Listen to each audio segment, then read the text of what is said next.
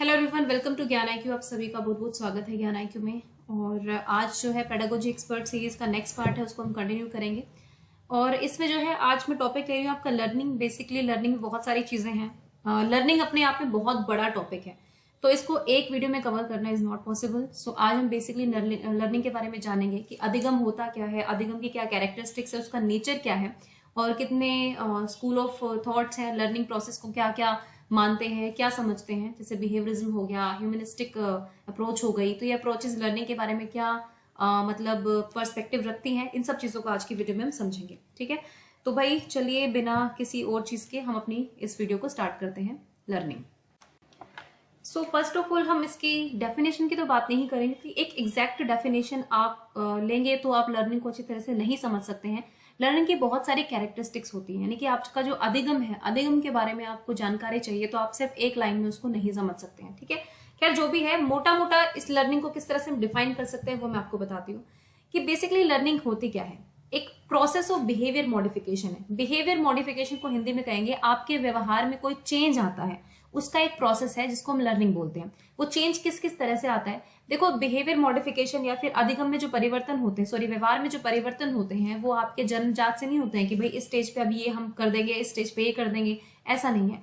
एक एक्सपीरियंस से, एक्सरसाइज से, एफर्ट से, जो भी आपने जिंदगी के पूरे स्पैन ऑफ लाइफ में जितने भी आप एक्सपीरियंसेस लेते हैं, अपने एफर्ट्स लगाते हैं, खुद की मेहनत करते हैं, उन सब चीजों के आधार पर जो है आपके व्यवहार में परिवर्तन आते जाते हैं। और अगर वो परिवर्तन कोई परमानेंट होता है, मतलब रिलेटिवली परमानेंट होता है, ऑलमोस्ट अगर वो परमानेंट चेंज होता है, यानी कि बिल्कुल आप कह सकते हो फिक्स्ड चेंज हो जाता है वो आपकी लाइफ में, तो हम उसको लर्निंग कह सकते हैं। ठीक है, मतलब टेम्परेरी चेंज, यानी कि जो कहते हैं ना, जो थोड़ी देर के लिए होता है। मान लीजिए 1 महीने के लिए आपने कोई चीज सीखी, उसके बाद फिर आप भूल गए, फिर आप नहीं कर रहे हैं, वो लर्निंग का पार्ट नहीं होगी। तो learning can be defined as any relatively permanent change in behaviour और behaviour potential produced by experiences, यानी कि अधिगम को व्यवहार या अनुभवों द्वारा निर्मित व्यवहार क्षमता में किसी भी स्थायी परिवर्तन।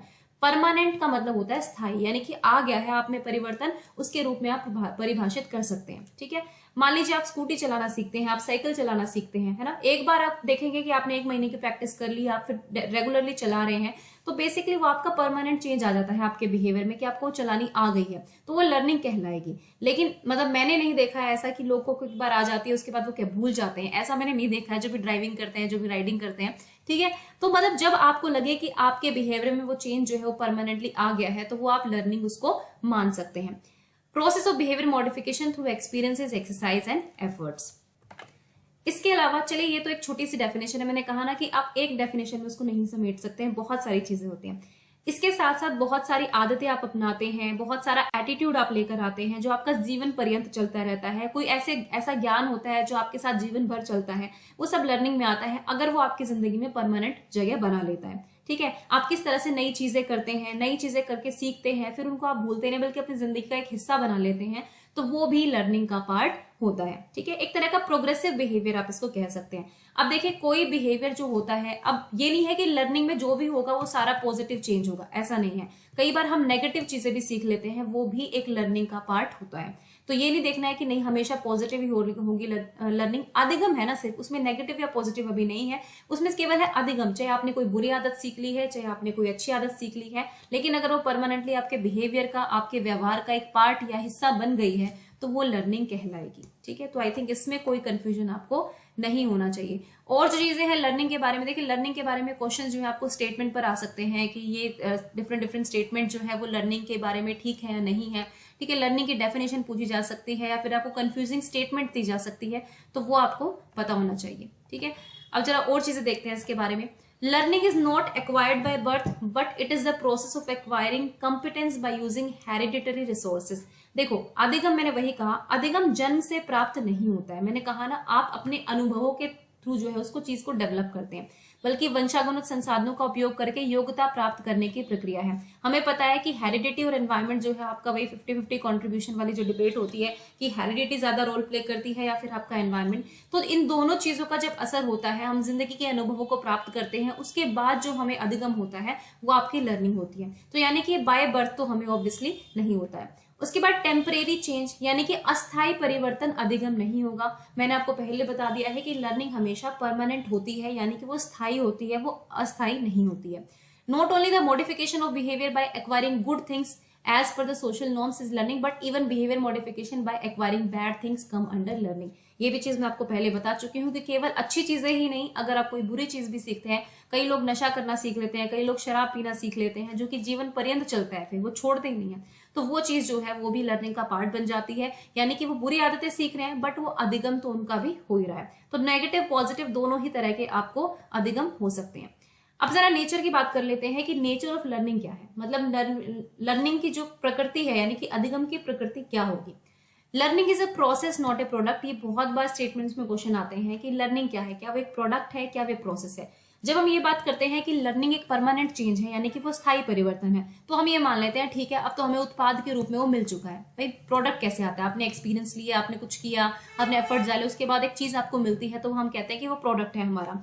लेकिन ये चीज आपको याद रखनी है कि लर्निंग जब आपको किसी चीज की हो गई, तो वो आप ये मत समझिए प्रोडक्ट, वो सिर्फ प्रोडक्ट नहीं होगा, बल्कि लर्निंग एक ऐसा प्रोसेस है जो चलता रहता है जिंदगी भर। ठीक है, वो खत्म नहीं होता है कि बस आपने आज 2 चीजें कर ली हैं, आपकी लर्निंग खत्म हो गई, या फिर आपको कोई प्रोडक्ट मिल गया अधिगम से। ऐसा नहीं है, बल्कि एक प्रोसेस है, यानी कि एक प्रक्रिया है जो चलती ही रहती है। आज आपने मान लीजिए स्कूटी सीखे, कल आप कार ड्राइव करना सीख लेंगे, उसी के थ्रू आप ट्रैक्टर चलाना सीख ले, ट्रक चलाना सीख ले।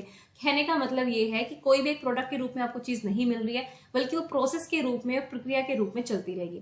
Learning is purpose is when goal oriented, मतलब कोई ना कोई उद्देश्य जरूर होता है। हम बिना पर्पस के कोई चीज लाइफ में नहीं सीखते हैं। अगर मान लीजिए आपको कोई चीज सीखनी है ना, तो आपका कुछ ना कुछ तो एम है ना कि हाँ भाई मुझे सीखनी है, क्योंकि मेरे को ये करना है। कोई भी स्किल आप सीख रहे हैं, मान लीजिए कोई बिजनेस आप स्टार्ट कर रहे हैं, या फिर आप मान लीजिए बिजनेस, किसी पर्टिकुलर बिजनेस के बारे में आप कोई चीज या अधिगम कर रहे हैं उस चीज का, तो कोई ना कोई तो आपका पर्पस है ना कोई आपका उद्देश्य होगा।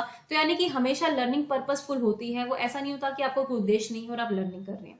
Learning generally involve some degree of permanence. फिर वही बात है कि काफी हद तक, मैंने ये कहा बिल्कुल परमानेंट नहीं बोला जाता, कहा जाता है कि रिलेटिवली परमानेंट, यानी कि एक मतलब कह सकते हो आप 90 to 95% जो है वो एक परमानेंट चेंज होता है।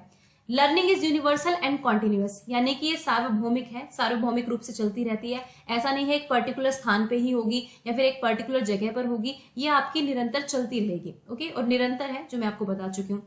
अधिगम समायोजन के लिए तैयार करता है, यानी कि आप क्यों लर्निंग करते हैं किसी भी चीज को, क्योंकि हमें एडजस्टमेंट करना होता है। Life is full of adjustment, ये हम सब जानते हैं, है ना। किसी की भी लाइफ जो है वो स्मूथली नहीं चलती है। हो सकता है आप लोगों ने कुछ ऐसे लोगों को देखा हो कि बहुत पैसा है, स्मूथ चल रही है, लेकिन कोई ना कोई अपनी जिंदगी के हर्डल्स होते हैं, कुछ परेशानियां होती है, या फिर कुछ ऐसी चीजें होती है जहां पर हमें समायोजन करने की आवश्यकता होती है।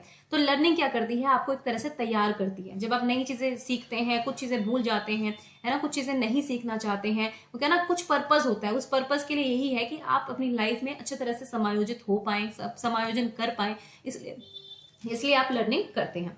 लर्निंग इज कॉम्प्रिहेंसिव, यानी कि व्यापक है। इसको आप एक छोटे से दायरे में नहीं समझ सकते हैं। इसका पर्सपेक्टिव जो है बहुत ब्रॉड है, इसके अंदर बहुत सारी चीजें आती हैं। इवन लाइफ की एवरीथिंग जो होता है वो सब आपकी लर्निंग प्रोसेस के अंदर आ जाता है। तो ये एक कॉम्प्रिहेंसिव प्रोसेस है, यानी कि बहुत ही ज्यादा व्यापक है।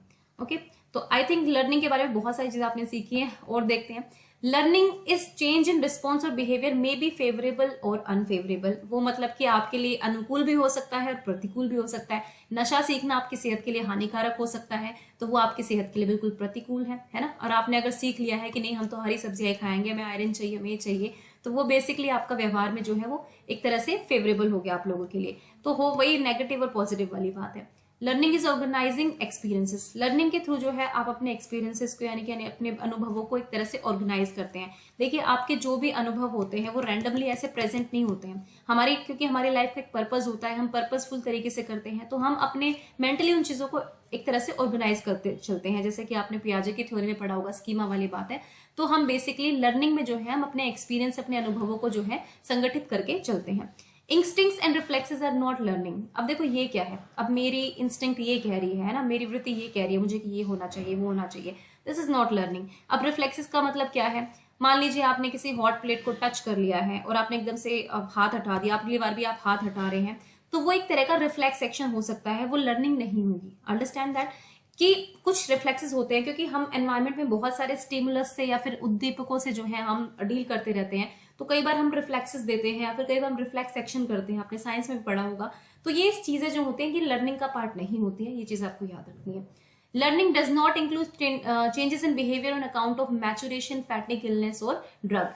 हम कहते हैं कि हमारे बिहेवियर में परिपक्वता आती है, ठीक है। एक तो ये चीज होती है कि हम मैच्योर हो गए हैं, तो हम मैच्योर हो गए हैं तो हम लर्निंग हमें हो गई है, हम ऐसा नहीं बोलेंगे। तो लर्निंग और मैच्योरेशन को आप लोगों को अलग रखना है। दूसरी चीज, थकान के कारण अगर आप कोई चीज कर रहे हैं वो भी आपकी लर्निंग नहीं होगी। बीमारी के कारण अगर आप कोई चीज कर रहे हैं वो भी आपकी लर्निंग नहीं होगी। और ड्रग के कारण आप कोई चीज कर रहे हैं तो वो भी आपकी लर्निंग नहीं होगी। कहने का मतलब ये है कि अगर इन सब चीजों की वजह से कोई चेंज आ रहा है आपकी बॉडी में, आप कर रहे हैं, क्योंकि इन चीजों की लत जो है आपको छुटाई जा सकती है, फिर आपका बिहेवियर भी चेंज हो सकता है। ओके, तो यानी कि मैचुरेशन, थकान, इलनेस या फिर कोई दवाई ववाई आप ले रहे हैं उसकी वजह से कुछ होता है आपकी बॉडी में, आप अपना कुछ अनुभव करते हैं, तो जरूरी नहीं है कि वो लर्निंग होगी। ओके, तो ये चीज आपको याद रखना है कि लर्निंग और मैचुरेशन दोनों चीजें जो है वो अलग अलग होंगी। देखिए, एक चीज जो है मैं आपको बताना चाहूंगी, अगर किसी को लर्निंग और मैचुरेशन में कंफ्यूजन है तो वो एक क्लियर कर दूं मैं आपका। देखो, मैचुरेशन का एक एग्जांपल देती हूँ। जैसे कि मान लीजिए आप एडोलेसेंस की स्टेज में जाते हैं तो बहुत सारे चेंजेस, परिवर्तन आपके अंदर होते हैं क्योंकि आप परिपक्व होते जा रहे हैं। वो आपका मोस्टली जो है वो आपकी जेनेटिक्स से रिलेटेड होता है। लेकिन जो लर्निंग होती है उसमें प्रॉपर एक्सरसाइज एंड एफर्ट्स लगाया जाता है, उसमें लाइफ के एक्सपीरियंसेस लिए जाते हैं, तब वो होता है। लेकिन maturation is generally related to your genetic factors only, ठीक है। तो ये चीज आपको याद रखनी है कि लर्निंग और मैचुरेशन को आपको एक चीज नहीं समझना है। अब देखिए, लर्निंग की कुछ अप्रोचेस है जिनके बारे में आपको स्टार्टिंग में बोल रही थी कि कुछ अप्रोचेस है जिनके थ्रू हम लर्निंग को समझेंगे। मोटे मोटे तौर पे 3-4 अप्रोचेस होती है लर्निंग की। इन सबको आज डिटेल में नहीं करा रही हूँ कि भाई पूरा बिहेवियरिस्टिक पर्सपेक्टिव आपको समझाऊंगी, क्योंकि बिहेवियरिज्म अपने आप में बहुत बड़ा है, बहुत सारी थ्योरीज हैं, तो मैं उसको अलग अलग लेकर चलूंगी। ओके, सो हम मोटे मोटे तौर पर समझ सकते हैं कि अधिगम के 4 मोटे मोटे रूप से दृष्टिकोण होते हैं। पहला है अधिगम का व्यवहारवादी दृष्टिकोण, यानी कि बिहेवियरिस्ट पर्सपेक्टिव। सेकंड है कॉग्निटिव अप्रोच, यानी कि कह सकते हैं आप अधिगम का संज्ञानात्मक दृष्टिकोण। थर्ड है इसका सोशल लर्निंग अप्रोच, यानी कि सामाजिक अधिगम दृष्टिकोण। उसके बाद लास्ट आता है हमारा अधिगम का मानववादी दृष्टिकोण। ऑब्वियसली आप सभी लोगों ने इनके बारे में बहुत सुना होगा, और आज जो है आपको मोटा मोटा बताऊंगी, लेकिन इन सब में बहुत सारी थ्योरीज और वो हैं, तो ये पूरा एक एक मेरे को लेकर चलनी पड़ेगी। जिस दिन मैं बिहेवियरिज्म कराऊंगी उस दिन मुझे उसमें बहुत सारी थ्योरीज लेकर चलनी पड़ेगी, है ना। स्टिमुलस रिस्पॉन्स वाली, पैवलोव, स्किनर, ये जितने भी बिहेवियरिस्टिक अप्रोचेस हैं उनको लेकर चलना पड़ेगा। फिर उसमें रीइंफोर्समेंट स्केड्यूल्स आते हैं, वो भी मैं आपको लेकर बताऊंगी। तो ये एक एक अलग अलग वीडियो में देखेंगे। आज हम इनको मोटे मोटे तौर पर समझेंगे कि ये लर्निंग के बारे में, यानी कि अधिगम के बारे में क्या कहते हैं, ठीक है। सो देखिए, बिहेवियरिज्म जो है वो बेसिकली व्यवहारवादी दृष्टिकोण, जिसको हम हिंदी में कहते हैं, ये व्यवहारवादी दृष्टिकोण हो गया। सॉरी, एक मिनट। व्यवहारवादी व्यवहार के वस्तुनिष्ठ अध्ययन में विश्वास करते हैं, पशु और मानव दोनों। आप सभी लोगों ने पैवलोव, स्किनर, वॉटसन, इन सब के बारे में सुना होगा। हमने ये भी सुना है कि इन लोगों ने एनिमल्स पर कितने ज्यादा एक्सपेरिमेंट किए हैं। मोस्टली एक्सपेरिमेंट इनके एनिमल्स पर रहे हैं, एनिमल्स या बर्ड्स पर। उसके बाद इन्होंने ह्यूमंस पर उनको अप्लाई किया है, यानी कि जनरलाइज करने की कोशिश की है कि भाई एनिमल्स और जो बर्ड्स हैं वो इस तरह से बिहेव कर रही हैं, तो मे बी ह्यूमन बींग्स जो हैं, यानी कि हम जो मानव है, मानव प्रजाति है, वो भी इसी तरह से रिस्पॉन्स करती होगी। बिहेवियरिज्म को बहुत क्रिटिसिज्म मिला है, और क्रिटिसिज्म के चलते चलते ही कुछ नए पर्सपेक्टिव भी उभर कर आए।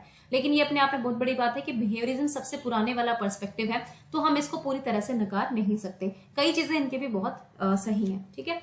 तो behaviours believe in the objective study of behaviour animal and human. ये सीधे सीधे ऑब्जेक्टिव, यानी कि वस्तुनिष्ठता होनी चाहिए, बिना किसी बिना अपना पर्सनल बायस निकाले, बिना ह्यूमन इमोशंस को लगाए इसके अंदर, है ना। ह्यूमन कॉग्निशन हो गया, ह्यूमन इमोशंस हो गए, इन सब चीज को ये लोग दरकिनार कर देते हैं और उसकी बहुत ही ऑब्जेक्टिव और वस्तुनिष्ठ स्टडी करते हैं इंसानों की और पशुओं की। और उसके बाद ये बताते हैं कि लर्निंग जो है, अधिगम है, वो कैसे होता है। जैसे पैवलोव जो है वो क्लासिकल कंडीशनिंग की बात करते हैं कि कंडीशनिंग जो है वो बहुत इंपॉर्टेंट प्रोसेस है।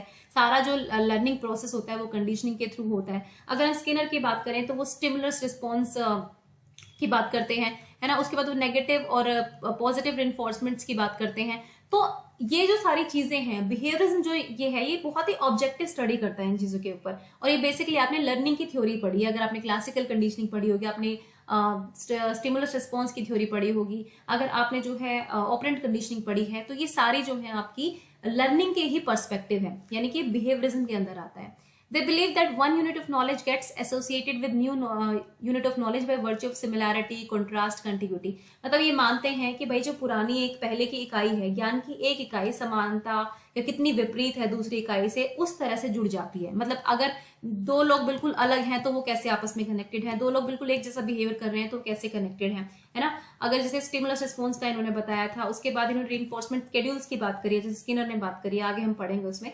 तो ये चीजें आपस में किस तरह से कनेक्टेड हैं और क्या क्या इनके इफेक्ट्स होते हैं ह्यूमन बिहेवियर पर, और मतलब कहते ये है कि हम बेसिकली बिहेवियर्स जो है वो ह्यूमंस को और एनिमल्स को एक तरह से पैसिव मानते हैं, यानी कि आप कह सकते हैं निष्क्रिय मानते हैं। इनका मानना है कि वो एक्टिव लर्नर नहीं हो सकते हैं। आप कंडीशनिंग के थ्रू, स्टिमुलस रिस्पॉन्स के थ्रू, रिइंफोर्समेंट के थ्रू उनको जो सिखाना चाहो वो सीख सकते हैं। मतलब वो हमारे हाथ की कठपुतली है। वो जो टैबुला रासा वाली टर्म आपने सुनी होगी जॉन लॉक की, वो बिहेवियरिज्म सारा उसी से निकला है। जब उन्होंने कहा कि ब्लैंक स्लेट है, टैबुला रासा है, मतलब ब्लैंक स्लेट है इंसान का दिमाग, तो मतलब हम जो चाहें अपनी पेंसिल से, स्लेट से उस पर लिख सकते हैं और फिर वही बिहेवियर जो है वो रिप्रोड्यूस करेगा, वही लर्निंग उसको होगी, वही अभिगम उसको होगा जो हम सिखाएंगे। तो कंडीशनिंग के थ्रू, इन चीजों के थ्रू आप इंसानों को किन्हीं को भी कुछ भी सिखा सकते हैं। ये बेसिकली बिहेवियरिज्म बात करता है।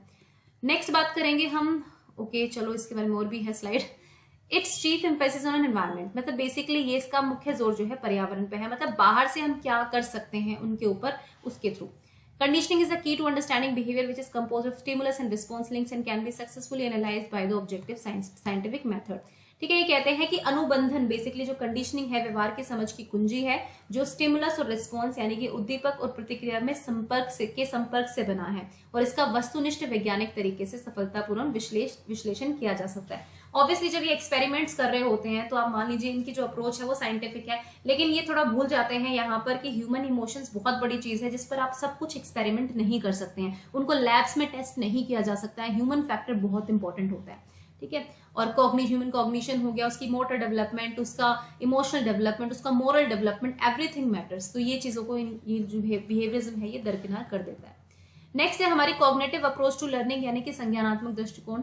It focuses on the process that occur during rather than the concentrating solely on SR and SS यानी stimulus and stimulus response connections. जो बिहेवियर्स में बात करता है उसको बिल्कुल इग्नोर करते हैं और कहते हैं कि लर्निंग जो है ये बेसिकली प्रोसेस पर जाते हैं, कि जो प्रक्रिया क्या है, जो प्रक्रिया चल रही है उस पर फोकस करते हैं, ना कि आपका फिर प्रोडक्ट क्या आया है स्टिमुलस रिस्पॉन्स के बाद, है ना। जो लैब टेस्ट करके हम कह देते हैं हमारा रिजल्ट आया, ये उस पर फोकस नहीं करते। प्रक्रियाओं के माध्यम से ये समझने की कोशिश करते हैं कि लर्निंग किस तरह से होती है।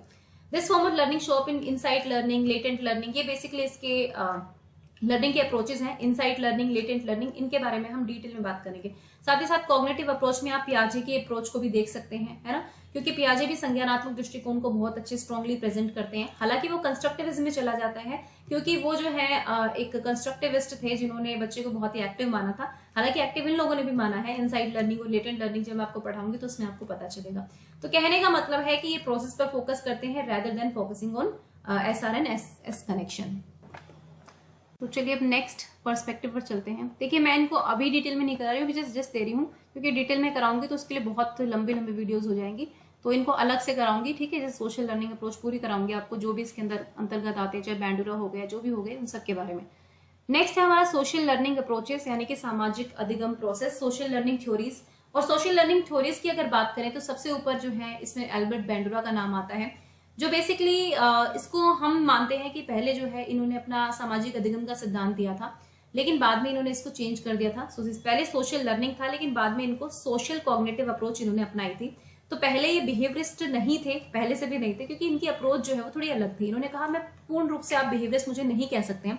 हालांकि इन्होंने ये कहा है कि भाई जो है लर्निंग को दूसरों को देख के, मतलब learning by observing is the की एलिमेंट ऑफ सोशल कॉग्निटिव और सोशल लर्निंग थ्योरी। इनका की एलिमेंट यही है मॉडलिंग, यानी कि मॉडलिंग के थ्रू बच्चा जो है लर्निंग करता है। लेकिन एल्बर्ट बैंडुरा जो है वो केवल मॉडलिंग की बात नहीं करते हैं, जहां बिहेवियरिस्ट पर्सपेक्टिव ये बोलता है कि भाई लर्निंग बाय ऑब्जर्विंग जो है एक तरह का पूरा पैसिव प्रोसेस है, यानी कि जो प्रोसेस है बच्चों के लिए वो पूरा पैसिव है, कि दूसरों को देख लिया और डायरेक्ट उन्होंने मॉडलिंग कर दी, मम्मी की कर दी, पापा की कर दी, टीचर की।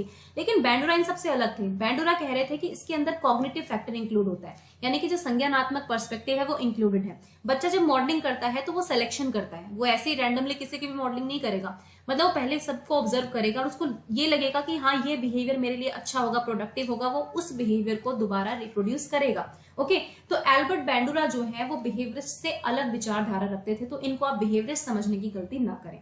तो सोशल लर्निंग थ्योरी, जो सोशल कॉग्निटिव थ्योरी, इन्होंने बाद में इसलिए अपना नाम जो है थ्योरी का नाम चेंज करके सोशल कॉग्निटिव रख दिया था, क्योंकि इनके जो लर्नर्स थे वो एक्टिव थे, वो पैसिव नहीं थे, लाइक बिहेवियरिस्ट में, ठीक है।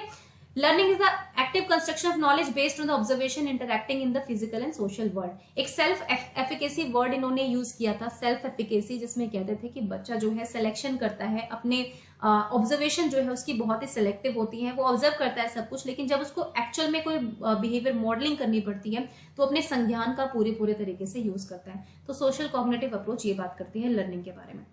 Now let's talk about the humanistic approach to learning, यानी कि अधिगम का मानववादी दृष्टिकोण क्या कहता है। This approach emphasizes on learning in natural environment of human love, peace, cooperation, freedom, equality rather than physical values, money, wealth, etc.